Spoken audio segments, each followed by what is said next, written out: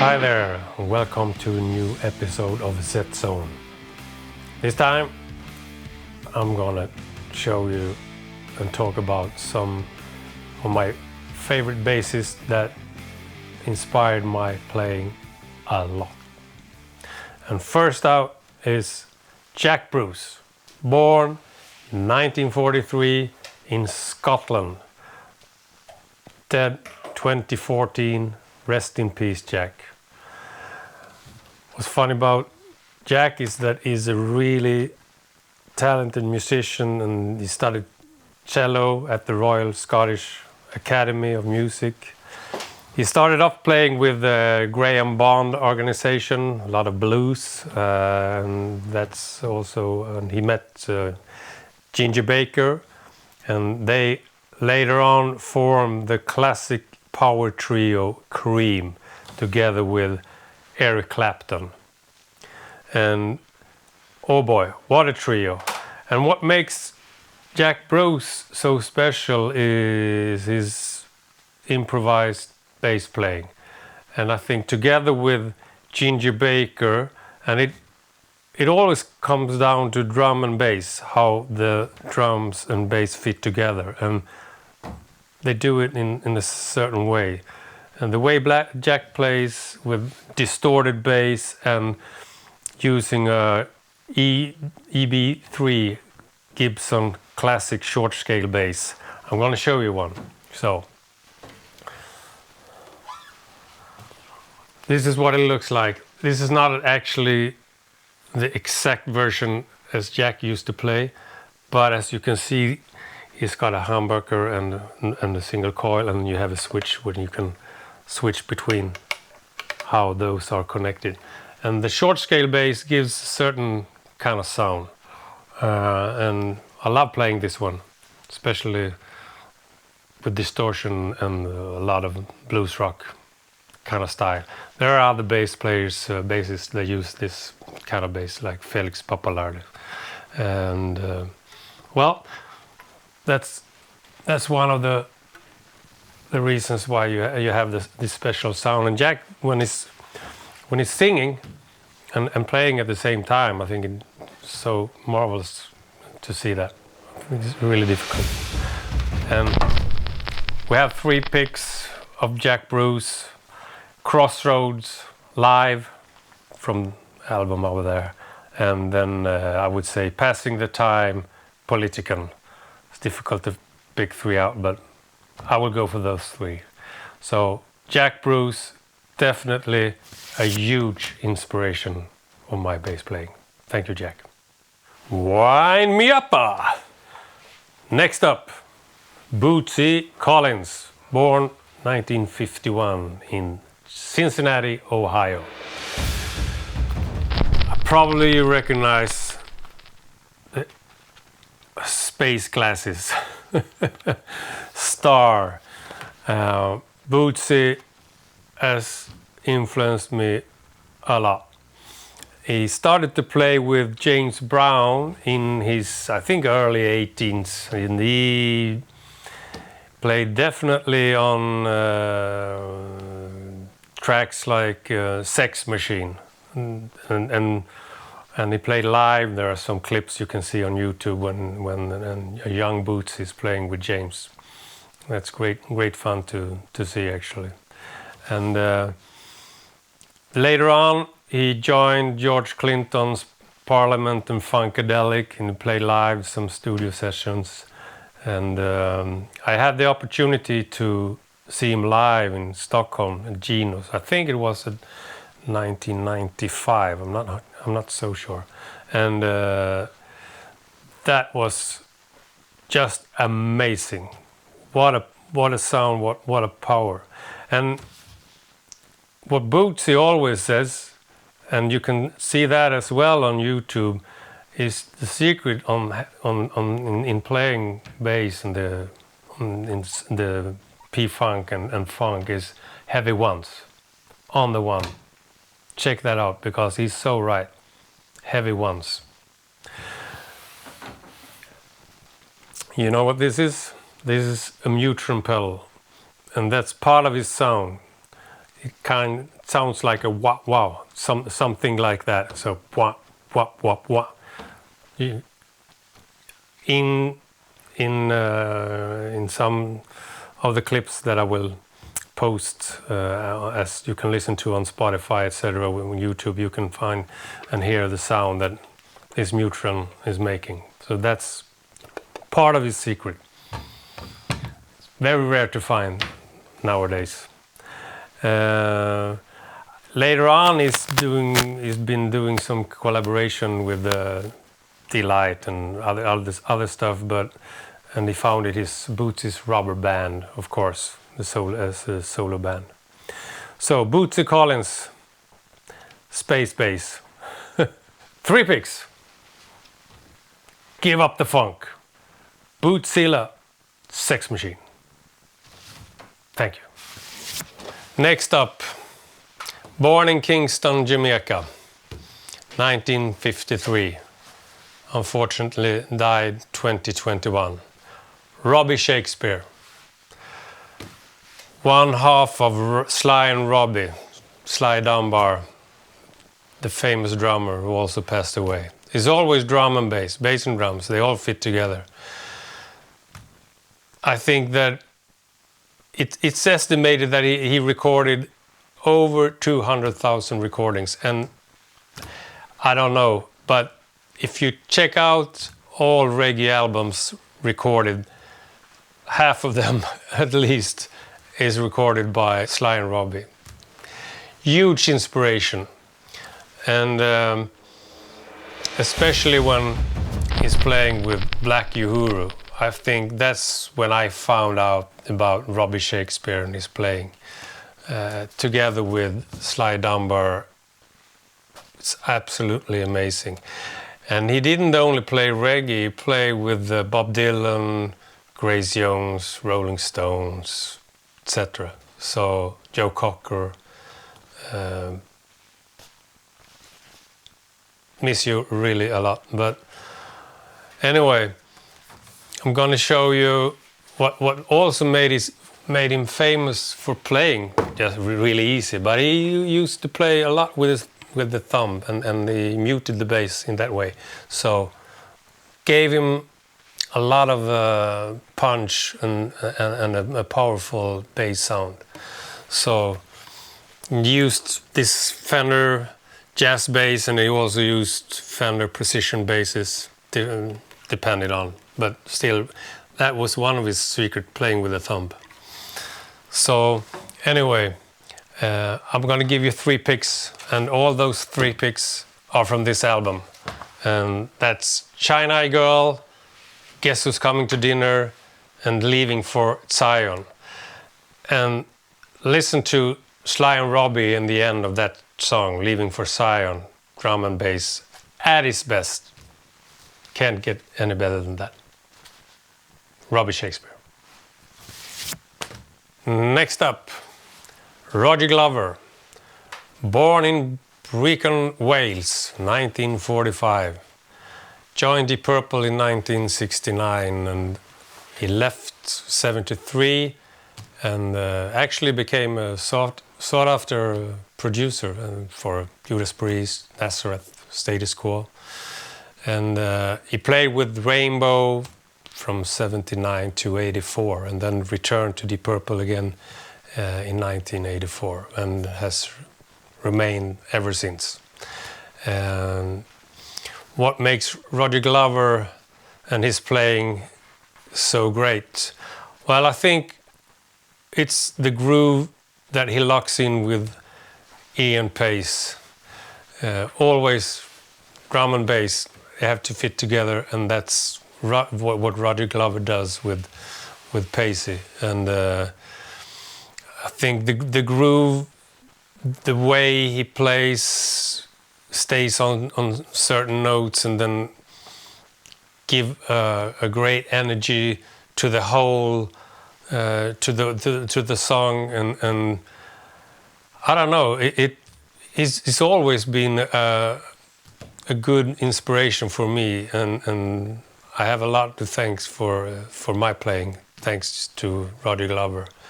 And it would be really nice to have him as a producer maybe. I think he can do some great work in that way as well. I will take 3 picks, and I show you this album because the first one is Highway Star, and second one Bloodsucker and Arrogant Boy. And Arrogant Boy is their actually latest release, and I picked that because I want you to hear and now listen to Roger at present time. He's still playing at the highest level. He's grooving like no one else. So, hat off, Roddy Glover. Born in Edinburgh, Scotland in 1950, Neil Murray. He had early engagements in Colosseum 2 and Cozy Powell's Hammer. He was the founding bassist of Whitesnake in 1977, and he was let go just before Whitesnake achieved the global success in 1987. And he also played on 2 occasions with Black Sabbath. This lineup is the lineup that I really enjoy with the Whitesnake when he's playing with Pacey, Ian Pace and John Lord and the guys. And what makes his styles so great is the mix between rock and soul and funk. He has the soul funky way of playing, but still it's really hard and pushy rock, hard rock, classic rock. So Neil Murray definitely inspired me a lot, and the live album that they recorded, I've heard that so many times and listened to a lot of songs that I played over and over again. And a special bonus right over there, it's from the same photo shoot from the original covers when they made the original cover. So a special edition. And 3 picks, ready and willing. Take Me With You and Ain't No Love in the Heart of the City. Born in Kingston, Jamaica, 1946.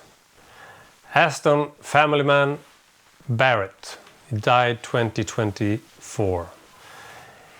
He played early on with the producer Lee Scratch Perry and the Upsetters. He was band leader, or not band leader, but co-producer and arranger for Bob Marley and the Wailers, which was his main target. And together with his brother Carlton Barrett on drums.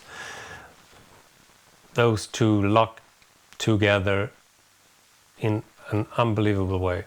So groovy and truly a great inspiration of my playing. He plays bass on classics like No Woman No Cry, I Shot the Sheriff and Jamming. He was a mentor and inspiration for Robbie Shakespeare. He was awarded a Grammy Lifetime Achievement from Bass Player magazine in 2012. He was always playing a Fender jazz bass, and that was the first really bass that I got, that I played. I bought it in 1985 and I've had it since. Super sound. I have 3 picks from this album, and that's Exodus, Jamming and Lively Up Yourself. And I especially want to pick out Exodus. Check out the playing on Exodus. Bass and drums on that one that's absolutely one of my favorite songs. Thank you. Next up, born in Kent, England, 1946, John Paul Jones. Prominent session musician and arranger in the 60s, Rolling Stones, Donovan, Yardbirds and others. And he was co-founder of Led Zeppelin in 1968. He's also playing keyboards, and I saw some interviews with him, and then I realized how a complete musician he is, with all his knowledge, not only a bass player. And what makes him so special in the bass playing, as I think, is the way he's improvising and still grooves with John Bonham, always drum and bass together. Has a certain sound, and he never overplays, really smooth. They always find some great melody lines together with super groove. I think that makes him so special and something that really inspired me. And John Paul Jones, Led Zeppelin, he usually played on Fender jazz basses, and sometimes I think in nowadays alembic. He was inducted into the Rock and Roll Hall of Fame in 1995. So I will take 3 picks, and that will be Ramble On, Dazed and Confused, What Is and What Should Never Be. Listen to that. John Paul Jones. Born in Aston, Birmingham, England, formed an early band with his schoolmate Ozzy Osbourne. We got Geezer Butler. He suggested the name Black Sabbath, and he co-founded it in 1969. He's a primary songwriter and the lyricist in Sabbath. Wrote most of the lyrics, actually. And besides of that, he was one of the first ones to use the special wah-wah pedal. Makes the sound wow. And to use that on bass, it was not common. I don't know who was the first, but he was definitely the first one I heard playing that one. And it gives a certain sound. And the way he's improvising and playing really hard riffs makes him just amazing. And 3 picks would be NIB, War Pigs, and Ferris Wear Boots. Geezer Butler. Born in Leytonstone, East London, 1956. He was a youth football player for West Ham United. We got Steve Harris, founder of Iron Maiden in 1975. The only original member to have stayed throughout. He is an inventor of the famous gallop bass playing technique, and I can show you a little bit. And he's always played this kind of Fender precision bass as well. So the galloping technique would be something like this.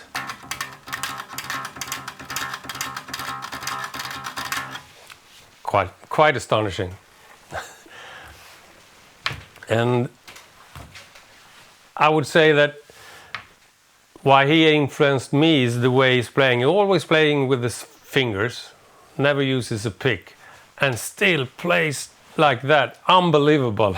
He's playing at top level, and I got some ideas from him, not necessarily the galloping, but a lot of other tricks and stuff he's doing as something that I brought with me in playing. And I even had the opportunity to watch him at Sweden Rock Festival when he played with this side project, British Lion. So I stood just beside him on stage and watched. So that was really funny. Anyway, 3 picks. Phantom of the Opera, Run to the Hills, Hallowed by Thy Name. Last out. Born in 1947 in New Orleans, Louisiana. Co-founder of The Meters. The Meters were awarded a Grammy Lifetime Achievement in 2018. What makes George Porter so special is his way of playing and letting a lot of air in the playing. So few notes, but the notes are superb, creating an unbelievable groove into the funk. That's what funk is. Pure and with a lot of space, but still when it's played, really energetic. So George Porter, absolutely one of my favorites. And 3 picks is Sister Strut, People Say, Stay Away.